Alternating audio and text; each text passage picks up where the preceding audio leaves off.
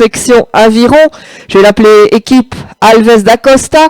Puis le Lausanne Sport Aviron également, on va l'appeler équipe Adam. Et le club d'aviron Vesna, équipe Coury. En double, nous avons Lausanne Sport Aviron, équipe Ferrari Trecate. Et le Rowing Club de Lausanne, équipe Rodriguez. Ensuite, pour les solos, nous avons Lausanne avec Lausanne Sport avec Edgar Matteo James, Club d'aviron Vesna, Clément Rowe et Alexander Maltsev, et Ruder Club Erlenbach, Gilles Fellman, et Lausanne Sport section aviron Mathieu Beck. Donc ça sont tous les participants à cette course E comme écrevisse.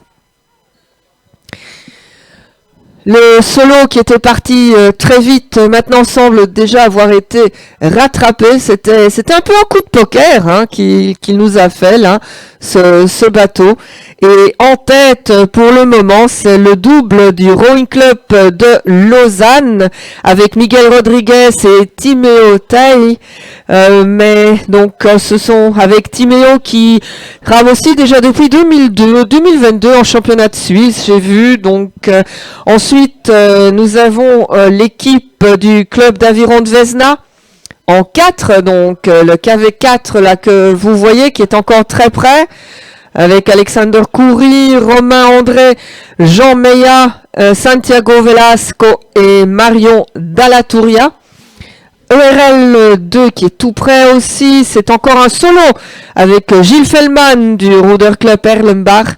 Et j'ai aussi Edgar Matteo James de Lausanne Sport section aviron. Ce sont les 4 bateaux qui se sont un peu détachés là en début de course, comme vous pouvez le voir, et qui se dirigent vers la première bouée qui se situe à 1100 mètres de la ligne de départ. Donc 4 bateaux et les autres ont pris un peu de retard. On le voit moins ici sur cette image, étant donné que c'est un grand angle et donc ça pousse un peu. Et on voit un peu moins bien, quoi, puisque ça aplatit. C'est pas qu'on voit moins bien, mais ça aplatit. Et donc c'était bien un rameur, je pense, de Vesna qui était très très près là de la ligne avant de départ. Le LSA 6, c'est Lausanne Sport section aviron en 4. Et là tout seul un peu entre différents bateaux et LSA 9 aussi. Ils avancent un peu par à coup sur le tracker, mais c'est quand même bien facile à suivre ici. Vous voyez toujours le bateau de sécurité qui est là pour être sûr que tout se passe bien.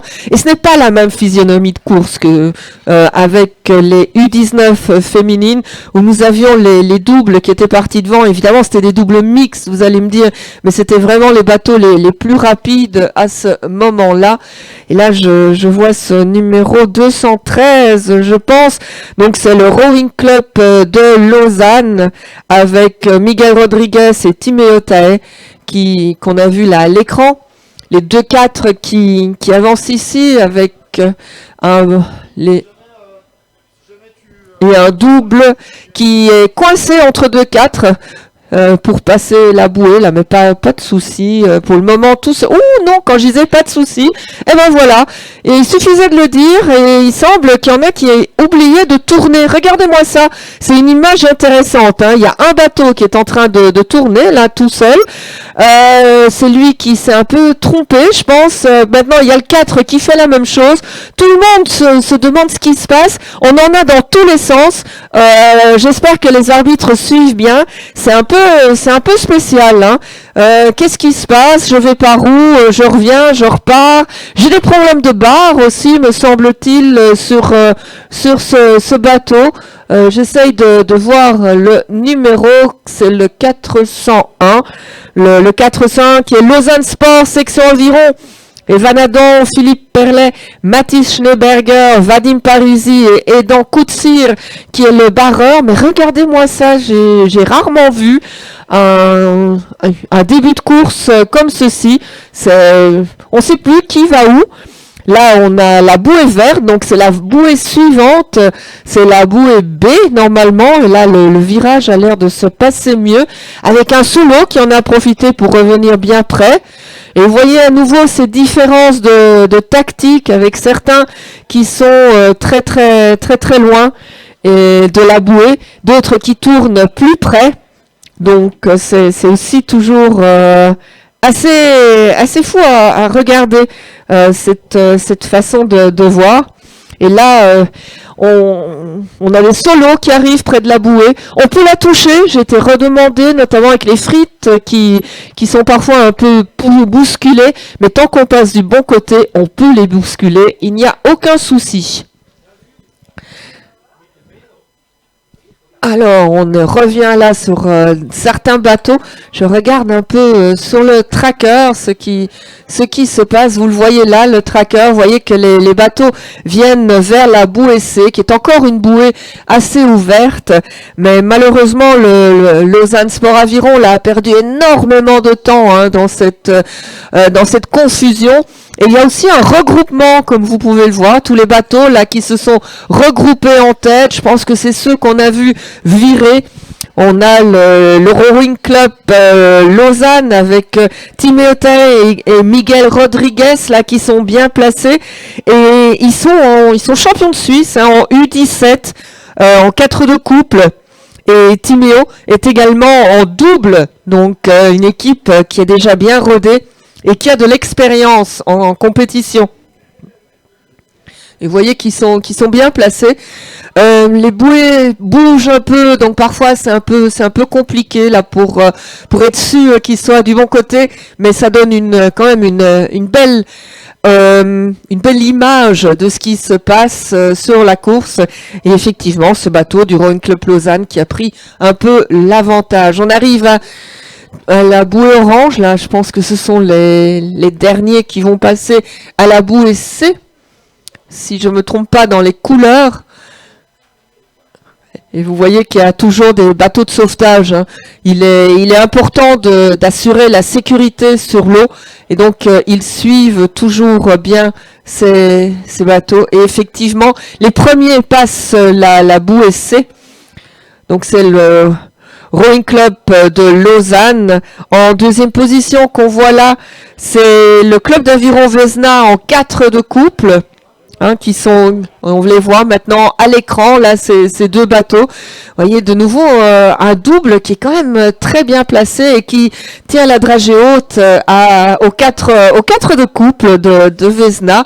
Et puis, on a un peu de place entre ces bateaux et le Lausanne Sport Aviron, le double, avec Elia Franco Ferrari Trecate et Alexis Léal, qui sont là en double homme U19, donc en deuxième position de cette course.